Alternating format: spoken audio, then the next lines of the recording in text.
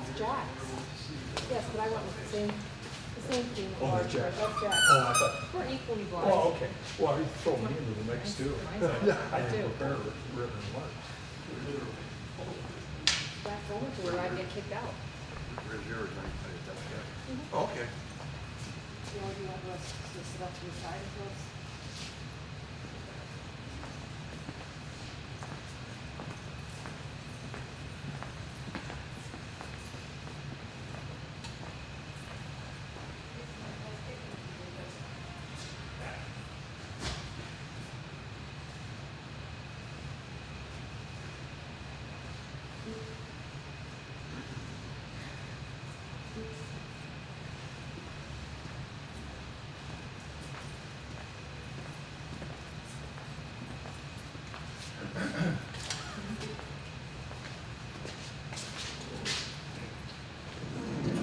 I'm gonna read it. Guys, please.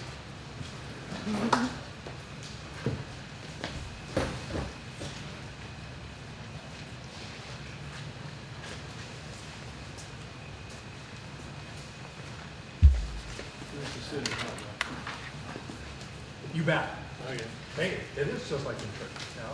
It doesn't mean you have to be, you know, but we're not gonna, no, you know, being on your knees. No. We'll leave it alive. 11 o'clock? All right. Ready? He's there. Just give a signal for the home. Yeah. Nicole, you all set? Yeah. All right.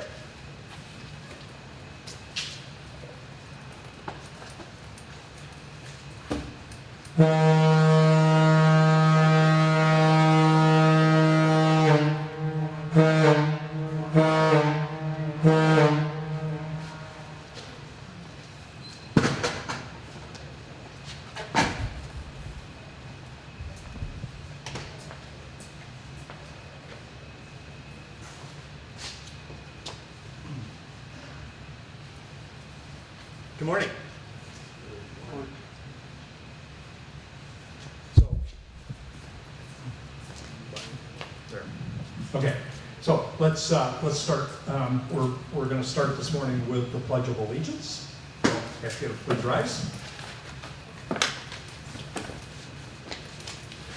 I pledge allegiance to the flag of the United States of America, to the republic which it stands, one nation under God, indivisible, with liberty and justice for all. Thank you. You may be seated. Are you going to lead in the singing of the national anthem? Play it. That's, that you're doing then. I'm not, not with my voice. No, it's just gonna be playing on the speaker, so. Wonderful. no need to be Okay. standing again. Is that ready? You have to be standing for the national anthem?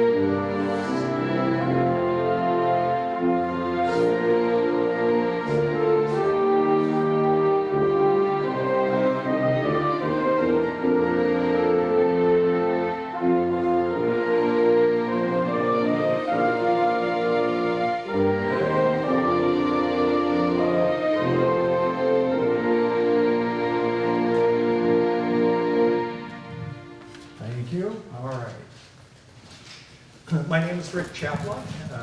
I'm the interim executive director with the USS Silversides.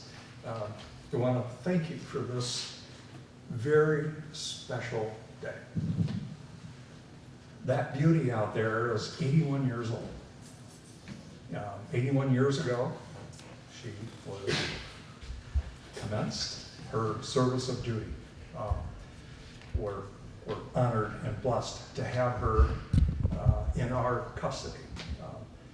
This is one of many events that we try to do on an annual basis to not only show our patriotism, but to give thanks to all veterans who have served our country, that have defended and protected our democracy. The Silversides was certainly a part of that history. It's something that we also revere internally with our exhibits, which I encourage you as well to view and visit while you're here. And with that, I would just say we have other remarks that we're going to present this morning as well. And Teresa Folkmer, one of our staff people, I'm going to ask her to come up, and she'll give a brief history of the Silversides tour of duty. Good morning, welcome to the USS Silversides Submarine Museum. As news of Pearl Harbor spread across the land in December of 1941, Americans experienced feelings of anger and fear, sadness and confusion. Within one segment of the population was a need for vengeance and a service of justice. 16-year-old boys often lied about their age and volunteered to serve their country to teach the Japanese a lesson about what happens to those who attack the United States of America. Filled with bravado, they came to the dock, ready to board Silversides, sail across the mighty ocean, put the Japanese in their place, and be back by next Christmas. Once they set sail, there were times when maybe it felt like a fraternity weekend getaway. As they matured into 17-year-old teenagers, the boys often adopted pets to share the submarine with them. They brought their instruments like trombones on board to liven things up. They mixed up some torpedo juice to help enjoy the cruise. Sometimes they would pull pranks like running off the submarine to help themselves to fresh fruit by grabbing bananas to take with them until the rightful owners of the banana groves chased them off with machetes. They celebrated the victories of sinking or damaging a Japanese vessel that they knew intended to do their country harm, like today's 17-year-olds celebrate a touchdown or a slam dunk. But as time went on and the war lasted longer than they thought, these 18-year-old young men learned the true horrors of war. Yes, they still understood and embraced their mission, but they heard the sounds of other submarines in their path being hit by a torpedo. They faced the danger in rescuing pilots that were downed in water where it was too shallow to submerge. They learned how to think on their feet, whether it was performing surgery on a crewmate with no surgical tools, operating rooms, or doctors, or figuring out what to do when the torpedo you just armed and fired did not clear the tube. They felt the sadness of losing a crewmate to one of the Japanese vessels that was filled with sailors just as dedicated to fighting for their country as we were for ours. They experienced the terror of waiting and working in total silence while the Japanese dropped 77 depth charges all around, never knowing if the next one would be the last one. They were the 19-year-old adults who supervised the torpedo room or the control room or whatever part of the sub they were stationed in. At the time, they saw nothing wrong with 19-year-olds manning so many critical positions on a submarine in the middle of the ocean, in the middle of a war. Years later, they wondered why anybody would ever entrust that type of responsibility to a 19-year-old, knowing the reason was that the 19-year-olds were the only ones to choose from. Today, we gather, 81 years after it all began for Silversides, to celebrate the accomplishments of those brave American heroes. In her warriors, Silverside sank 30 ships and damaged 14 more. The success of this submarine was invaluable to the outcome of America's victory in World War II. But she wasn't done yet. In the decades following Silverside's war service, she continued to serve her country as a training vessel for many more American heroes in the Naval Reserve until she was stricken from the U.S. Navy in 1969. Now, she serves as a time capsule to an era that many of us have heard about, but fewer and fewer have experienced. It is truly our privilege and honor to preserve this dynamic portal to this great chapter in the history of the United States of America. And for more on her post-military career, please welcome USS Silversides Submarine Museum Maintenance Manager, Jack Fisher.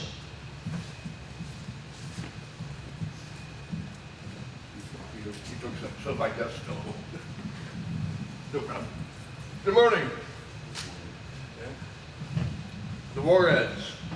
Silversides returns home. She travels through the Panama Canal, arriving in New York, 21 September 1945. Next spring, she moved to New London, Connecticut, as officially decommissioned and placed in reserve. In 1947, she placed in service as a training vessel for Navy reservists in the Chicago area. Something I know a bit about. I was a reservist 21 years. In June '69, her name was struck from the Navy Register. Chicago promptly applied to the Department of Navy for custody to preserve her as a memorial. She became part of the combined Great Lakes Naval Association in Chicago and was born behind Chicago's Armory in 1973. Volunteers spent hours and a considerable amount of their own money to restore her. These volunteers were shocked when they first walked aboard. The interior was musty, peeling paint, debris. The teak deck was weathered and worn and had to be replaced. Once most of the work was completed, the same volunteers became docents, tour guides, and chaperones for guests visiting the boat. The same volunteers were examining the engines, and in 1975, one of her two auxiliary engines, 6-cylinder diesel, was brought back to life. In 1979, she was moved to her location behind the Armory, from behind the Armory to the Navy Pier.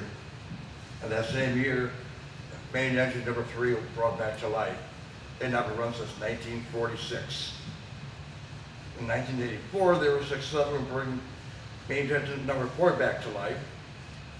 And this was significant because the convention of U.S. Marine veterans of World War II was meeting in Chicago that year.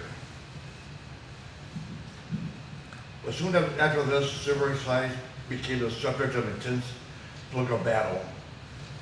Since Chicago sent an eviction notice on her, the Muskegon Chamber of Visitors heard of this and entered into a contract with the Great Lakes Naval and Memorial Museum to move her to Muskegon. This was denied by the Navy. They said that somebody done so many positive things for Chicago, she should stay there. Muskegon was upset. It took 3 years of negotiations between the Navy, Chicago, and Muskegon, and the one part of the Navy actually offered us 3 alternative vessels, which we declined. So after 3 years, the Navy approved the move to Muskegon as the Great Lakes Naval Memorial and Museum, and the sub arrived here in the fall of 1987. And as in the past, once again, you needed cleaning, repairs. Once this was done, the museum started doing daily tours, and eventually we were able to save allowed overnights on the boat. Over the 35 years she's been here, she's hosted over 1,000 or more overnight guests. Allowing the overnight guests a very unique experience, sleeping inside WW2 sub, possibly even next to a torpedo. She represents the best of the Navy, past, present, and future. And she welcomes service members who want to re-enlist, take their first oath of office, or retire. We've had numerous retirements, re-enlistments on the deck. There's no better place.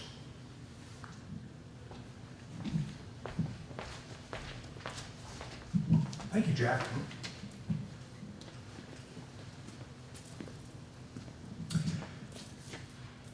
She started as a brunette.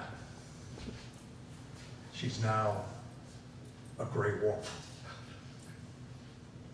She's 81. We, at the museum, proudly welcome people from all over the world every year. In some ways, we're not just a West Michigan attraction, but we're certainly a United States attraction. The fact that we have a horn that still works, the fact that we have much of the original accoutrements to the operation of the submarine still in place and somewhat operational, is a real tribute to all of our staff. The final part of our celebration today is going to be the engine start, which is not something we do very often, and it's quite a complicated task, frankly. If you can imagine, once upon a time, where there were 80 people being in service on the vessel, all had unique services and responsibilities, 365, 24/7, and it's a little bit different than today's submarines, which are certainly highly computerized versus back then. This was much more of a mechanical undertaking to keep her functioning and to be in battle.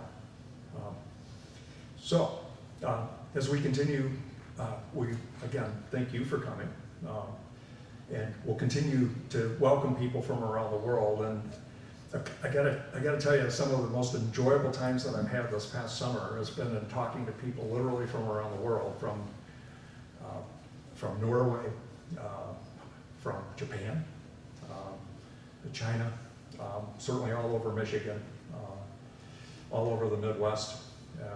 People who come to Silversides and have flown here for one day, have turned around, gotten on a plane, and flew back home, which is a group of 3 women who I had visit us a couple of weeks ago, who came here for one day from the city of Las Vegas explicitly for one purpose.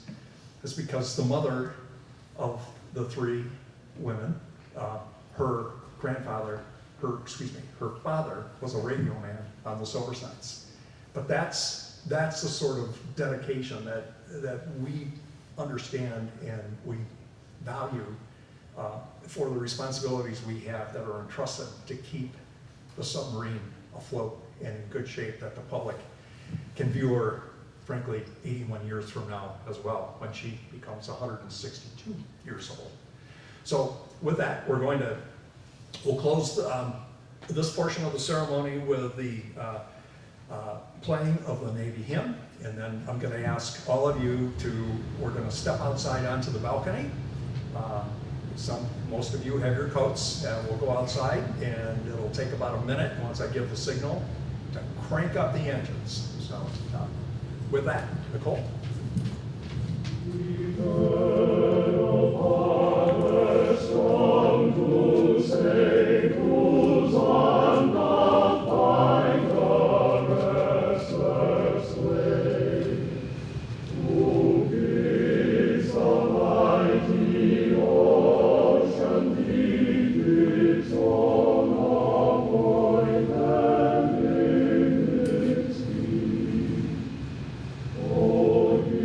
Hear us when